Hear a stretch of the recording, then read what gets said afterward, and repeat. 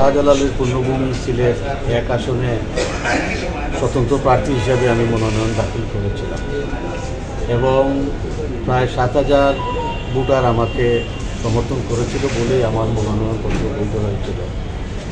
বৈধ দেওয়ার পরে আমি বিভিন্নভাবে নেতা কর্মীদের সাথে অনেকের সাধারণ মানুষের আমার সমর্থন রয়েছে। আমি তাদের সকলের প্রতি আমি ধন্যবাদ জানাই, কৃতজ্ঞতা জানাই। কিন্তু আমি প্রতিদিন রাত আমার ঘুম হয়।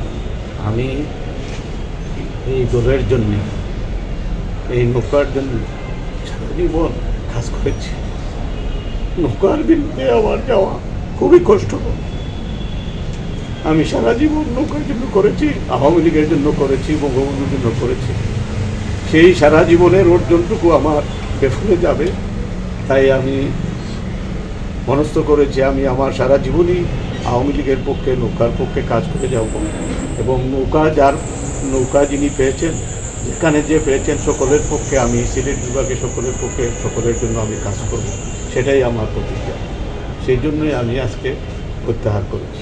অবশ্যই তো কষ্টদায়ক যে আমি দলের নেতা কর্মীদের বিরুদ্ধে অবস্থান নিয়ে নৌকার বিরুদ্ধে নির্বাচন করব, এটা আমার মন কোনোভাবে চায়নি।